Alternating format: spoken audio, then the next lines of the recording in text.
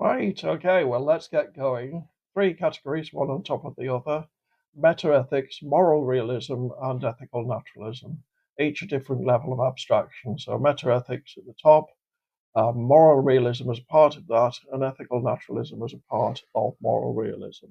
Let's begin by having a look at the difference between normative ethics and metaethics.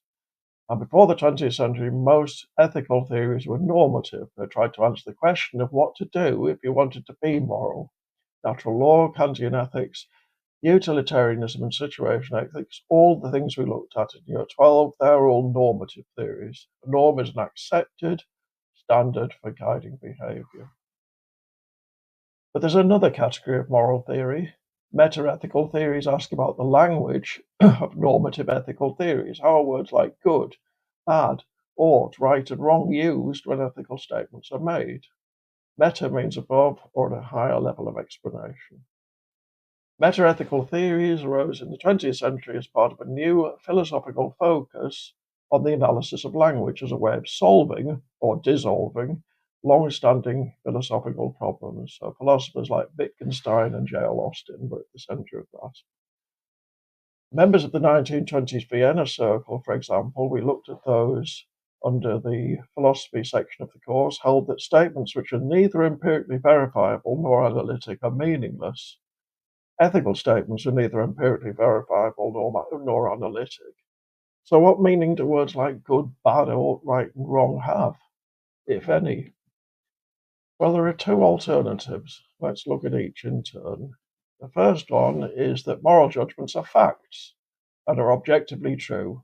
Something is objective if it's mainly out there in the world. This is an absolutist claim. Moral absolutism claims that there's only one set of moral rules that's everywhere at all times valid for all human beings. The other alternative is that moral judgments do not express facts. So this is almost the opposite of the first alternative. And are mainly subjective. Something subjective, it's mainly in my mind. This is a relativist claim. Relativism claims that morality changes in relation to history or geography or culture, and that those various different appearances are all there is. Now, both sides have to accept that there are actually differences, but the difference is that the relativists think that the different appearances are all there is. So absolutists accept that what people call morality changes in respect to history, geography, and culture. However, they believe in a single real morality behind the apparent confusion. Now, as well as those particular distinctions, this is another one that you also need to know. So closely related to the two distinctions we've just looked at is the distinction between cognitive and non-cognitive metaethical theories.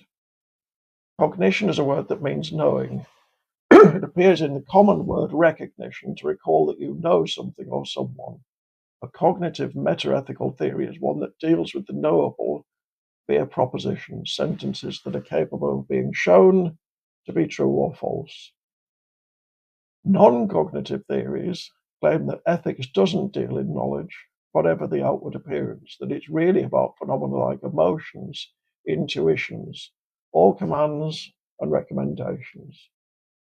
Now, let's have a quick look at moral realism. I say a quick look, that's really the focus of this. Moral realism is the view that there are moral facts. Generally speaking, facts are, of course, of different kinds. There are scientific facts, mathematical facts, historical facts, a priori facts, and so on. Some moral realists hold that moral facts are in a category of their own. They're a special kind of fact, not explicable in terms of other kinds of facts. Ethical naturalism is a subcategory of moral realism. It's the view that moral values are underpinned by empirical facts, facts about the world and the way humans are constituted. Moral realism is an absolutist theory of ethics. It holds that correct moral evaluations are always and everywhere objectively true. It's also a cognitive theory of ethics. So there's the relation between the two. There's moral realism, and as you can see, ethical naturalism is a subsection of that, or a subset. I've put this little bit in because it might surprise some people. It says, according to the online Stanford Encyclopedia of Philosophy, beginning in the 1980s, meta-ethicists began developing new ways of articulating and defending moral naturalism. It's now one of the most popular views in meta-ethics, perhaps the most popular.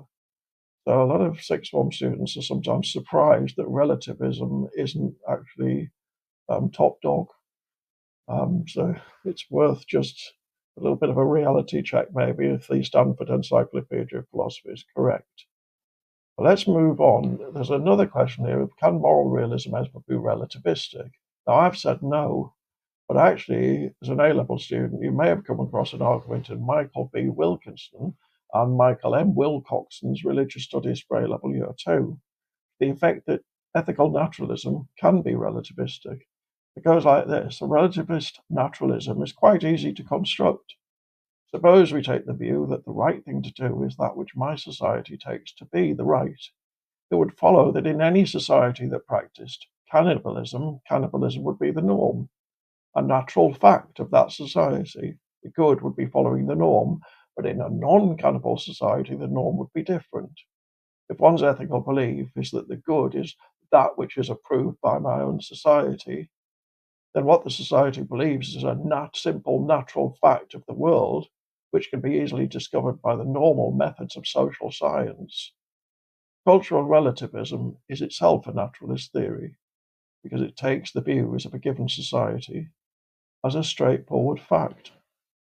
Now then, I'm not sure that can be correct. Here's the argument as to why. And the one thing we know about moral realists, and by extension ethical naturalists, is that they think morality consists of facts.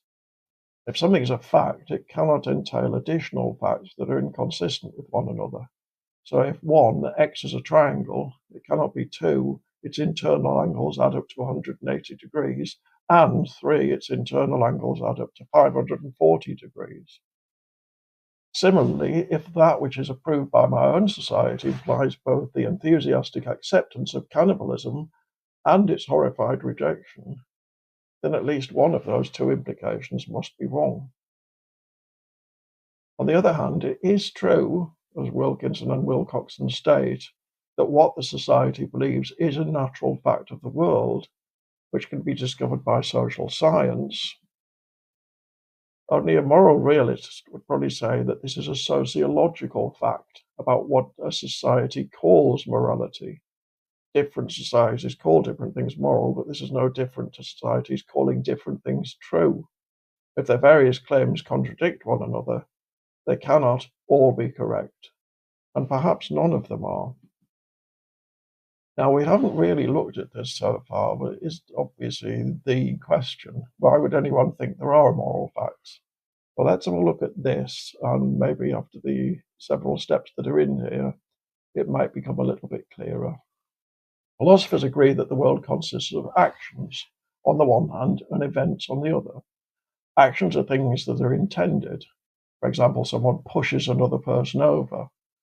By contrast, events just happen. For example, someone falls over. Moral behavior consists of actions. Something that just happens can't be moral or immoral. So if a bridge collapses, it's tragic, but it's not actually moral or immoral, unless we can blame the bridge builders somehow for their actions. Actions occur within specific contexts from which they can't be separated. Put it another way, the context of any action is part of the action. A person's knowledge, desires, prejudices, and intentions form part of that context. The Jewish Holocaust, for example, was a specific set of moral actions in a specific context. It cannot be abstracted from its context to become, for example, just genocide in general. The moral relativist would seem to be committed to the claim that the Jewish Holocaust wasn't necessarily evil, not some hypothetical genocide in general, but the actual Jewish Holocaust exactly as it occurred in Europe between 1933 and 1945. Moral realists think this claim is strongly counterintuitive and perhaps even obscene. Some moral realists, that is, ethical naturalists, think its wrongness can be empirically demonstrated, but all moral realists think the Holocaust's moral wrongness is a fact. Now, let's have a look at this, because in fact, some people tend to run away with the idea that moral realism would be against moral disagreement. And I think the impression comes from obviously the idea that facts are facts. You can't really disagree with them. They are facts. But in fact, the problem of what are the facts is what causes the moral disagreement. And so there's a wide latitude for moral disagreement within moral realism. Holocaust is an extreme example in that most, if not all, moral realists would agree that its moral wrongness is an indisputable fact. But most moral issues aren't like that. In fact, moral realism usually involves a significant amount of moral disagreement as to which particular actions are wrong. For example, is euthanasia wrong? Some moral realists would argue yes, some no. What about abortion? The same. It might depend on what non-moral facts you consider relevant to the issue. By contrast, a moral realist would say there could be no such disagreement within relativism. For a relativist, what the society/culture/era considers wrong just is wrong. Where opinions conflict, there could be no possible resolution. Now, let's have a look at two ethical naturalists. We'll start with Sam Harris. As we saw earlier, ethical naturalism is a subcategory of moral realism. It's the view that moral values are underpinned by empirical facts about the world and the way humans are constituted. And those moral values are themselves facts. A good example of a modern ethical naturalist is the US neuroscientist and author Sam Harris, 1967 to the present. His 2010 book, The Moral Landscape: How Science Can Determine Human Values, is concerned to promote a science of morality. Harris thinks that the only credible understanding of morality is one where moral goodness correlates to an increase in the well-being of conscious creatures. Harris begins by saying that some human beings are happier than others, and that happiness is a type of brain function. When they identify those things that will increase or decrease their sense of well-being, human beings are simply describing facts about their brain states, facts that can be verified empirically. He then argues that moral questions will have objectively correct answers grounded in empirical facts about what causes people to flourish. Here's another ethical naturalist, James Rachels, who lived between 1941 and 2003, an American philosopher. Rachels wrote, "We agree about good and evil for the same reason we agree about what's sour. Lemons affect most of us in the same way because we have similar sense organs. And murder affects us in the same way because we're similar in what Hume called the constitution of our natures. The similarity is not hard to understand. We've evolved by natural selection, not only as moderately altruistic beings, but as creatures with common desires and needs. We want and enjoy friends. We take pleasure in our children. We respond to music. We're curious. We have reason to want a peaceful, secure society because only in the context of such a society can our desires be satisfied. Such facts support large-scale agreements about respect for life and property, truthfulness, promise-keeping, friendship, and much more. All this is compatible, however, with a degree of disagreement. Our working hypothesis may be that we're enough alike that we could be brought to agree about most things, if only the sources of error could be eliminated." Now, let's have a quick look at this as well, because this is something that people often ask. What's the relation between ethical naturalism and natural law theory, which we looked at in year 12?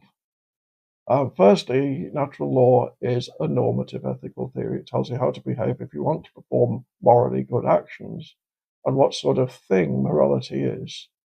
By contrast, ethical naturalism is a meta-ethical theory. It tells you that the sentence X is a good action, if true, states a fact. However, there's no doubt that natural law and ethical naturalism complement each other. Natural moral law theory says that humans are constituted in such a way that when they behave naturally in ethical contexts, they will behave morally. It's probably true to say that the boundaries between natural law theory and ethical naturalism are inclined to bleed into each other. Both Sam Harris and James Rachels come close to the idea that because human beings are so constituted to prefer moral behavior, ethical naturalism, therefore they ought to be moral, natural law theory. Would it be fair then to say that Aristotle and Thomas Aquinas are ethical naturalists? Some philosophers would say yes. Others would point out that it's at the very least anachronistic. It involves assimilating an ancient and a medieval philosopher to a 20th century philosophical position. So be careful. Now, let's have a look at the evaluation, which you'd want to use for AO2. Most of this comes later in the course anyway, so it's actually dealt with in its own right. This is, to some extent, an anticipation of that. The biggest objections come from David Hume, 1711 to 1776, and G. Moore, 1873 to 1958. Start off with Hume. Hume claimed that is statements and ought statements are radically different things. No number of is statements can ever prove that you ought to do something. This claim is sometimes called the is-ought gap. G. E. Moore raised two objections to ethical naturalism. The first, called the naturalistic fallacy, and resembles the is-ought gap. Moore claimed that moral goodness is indefinable. It's a bit like a colour that can only be shown. Attempts to define it in terms drawn from the natural world will always fail. Why? Well, this leads on to his second objection, the open question argument. Moore said, suppose we try to define moral goodness in terms of some more basic quality, for example, the greatest happiness of the greatest number. The question, is the greatest happiness of the greatest number good, will always be an open question, which it couldn't be if the greatest happiness of the greatest number was truly defining. Asking, is the greatest happiness of the greatest number good, would be like asking, is good good? So there we go. That's the subject of metaethics, moral realism, and ethical naturalism. We'll look at some other topics in a future video.